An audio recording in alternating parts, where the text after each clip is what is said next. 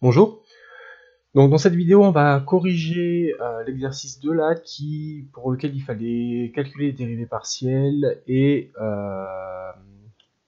puis déterminer les points critiques. Donc je vous avais dit, déterminer c'est des max ou des min, c'est pas, on le fait pas.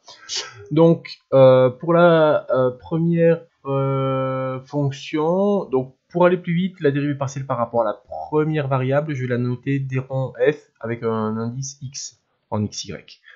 Donc si vous dérivez par rapport à la première variable par rapport à x, ben, vous voyez que cette fonction-là, c'est du type x fois une constante, donc la dérivée, ça fait juste la constante.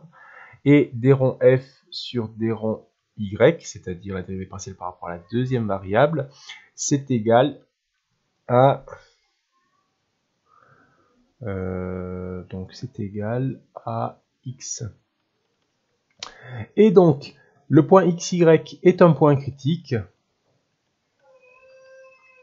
Ben, ça signifie que les deux dérivées partielles sont nulles simultanément. Donc ça signifie que x est égal à 0 et y égal à 0, puisqu'il faut que cette quantité-là soit égale à 0 et que celle-là soit égale à 0. Et donc il y a un seul point critique, c'est le point origine, 0, 0. Donc on peut quand même répondre assez facilement à la première question. Enfin, la question, est-ce que c'est un minimum ou un maximum, ou rien du tout. Donc je vous rappelle que si on a un minimum ou un maximum, forcément c'est un point critique. Et donc quand vous aurez à rechercher les minimums ou extrémums, enfin les extrémums des fonctions à plusieurs variables, vous commencerez par chercher les points critiques. Ça sera toujours la méthode. Là on peut voir que le point 0, 0 n'est pas ni un minimum ni un maximum, c'est ce qu'on appelle un point sel. Pourquoi? Parce que en 0, 0, donc en l'origine, la fonction f vaut 0. Et vous voyez que si vous prenez xy de même signe, bah, vous tombez sur une quantité positive, donc plus grande que f de 0, 0. Et si vous prenez xy de signe contraire, ça fait quelque chose de négatif, plus petit que ce qu'il y a là. Donc c'est ni f de 0, 0 n'est ni un minimum ni un maximum.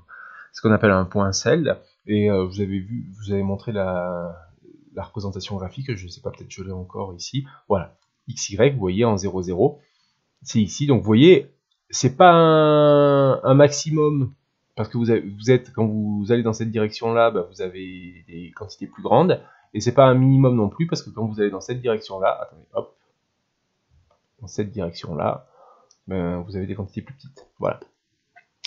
Allez, donc je vais aller un peu plus vite pour les suivantes. Donc la dérivée partielle de la deuxième fonction par rapport à la première variable, ça fait 4y moins 2x. Par rapport à la deuxième variable, ça fait 4x moins plus 2y. Et donc, xy point critique, c'est équivalent à ce que la dérivée partielle, donc il faut que ça soit égal à 0. Donc ça signifie que, allez, 4y moins 2x égale à 0, et 4x plus 2y soit égal à 0. Donc ça signifie que x, quand je passe de l'autre côté, que je divise par 2x, c'est 2y. Et quand vous remplacez ici, donc 4x ça fait 8y, ça fait 10y égale à 0, et ça signifie que y égale à 0, et donc forcément x égale à 0 aussi, grâce à cette équation-là. Et donc le seul point critique, c'est l'origine 0, 0. Voilà. Je me soucie pas de si c'est un minimum ou un maximum. Pour la troisième, la dérivée partielle, donc il faut peut-être développer, mais la dérivée partielle de f par rapport à x, ça c'est facile, ça fait 2x. La dérivée partielle de f par rapport à y, ça fait moins 2y plus 2. Et donc vous voyez que le point critique, donc pour que ça soit un point critique, il faut que 2x soit égal à 0 et moins 2y plus 2 soit égal à 0. Donc il y a un seul point critique, c'est le point 0,1. Ensuite, pour le 4, la dérivée partielle de f par rapport à x, donc là c'est facile, par rapport à x, ça fait 2x. La dérivée partielle de f par rapport à y, moi je l'avais noté comme je l'ai noté avant, ça fait quoi? Ça fait donc en développant, ça fait y, 4 moins 4, c'est ça. Et donc le point critique, il y a un seul point critique, il peut y en avoir une infinité de points critiques, hein. On va les voir, on va en voir avec plusieurs points critiques. Les points critiques, c'est 0 et 1,5, enfin le seul point critique.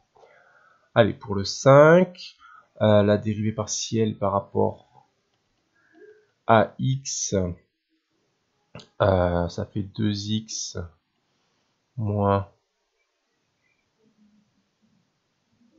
par rapport à x moins y.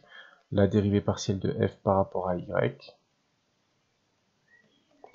ça fait 2y moins dérivée partielle par rapport à y.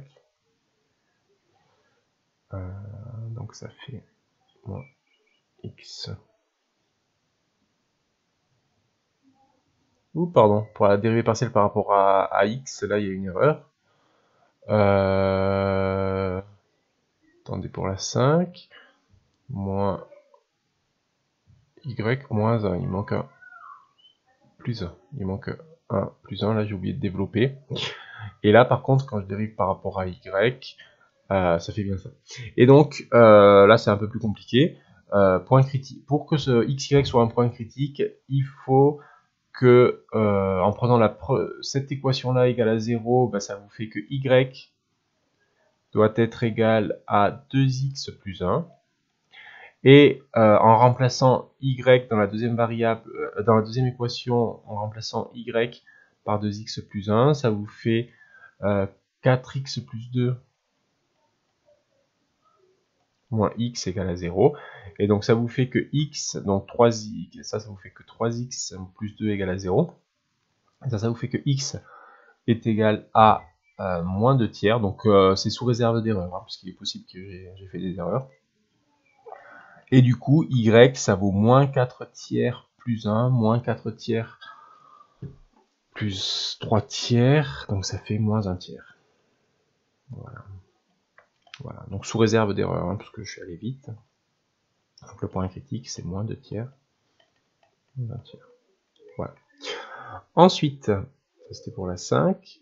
Ensuite, allez, on va effacer un petit peu pour gagner du temps.